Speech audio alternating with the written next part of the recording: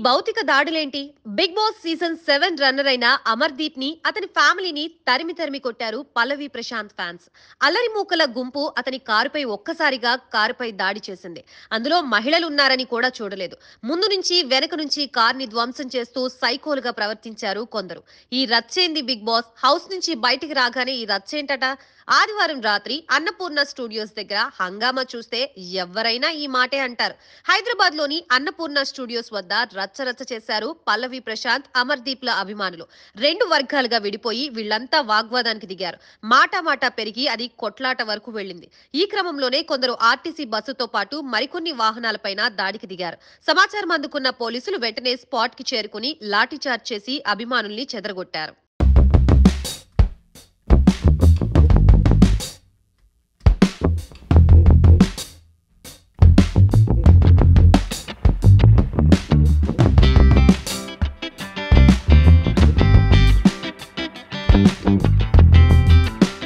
Runner up గా నిలిచిన అమర్దీప్ కారుపై దాడి జరిగింది. కారులో ఉన్న అమర్దీప్ ని, అతని భార్యని బూతులు తిడుతూ సైకోలుగా బిహేవ్ చేశారు. అమర్దీప్ ని కారు నుంచి బయటికి లాగేందుకు ప్రయత్నించారు. ఒక్కడైతే ఏకంగా కారుపైకే ఎక్కేశాడు. దీంతో కారులో ఉన్న అమర్ తల్లి, అతని భార్య భయభ్రాంతులకు గురయ్యారని సమాచారం.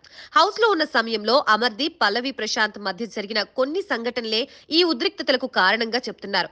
టైటిల్ విన్నర్ గా ఎవరు నిలుస్తారనే ఉత్కంఠ రాత్రి 10 గంటల వరకు కనిపిస్తే, ఆ తర్వాత అర్ధరాత్రి వరకు ఫ్యాన్స్ కొట్లాట ఉద్రిక్తతలకు దారితీసింది.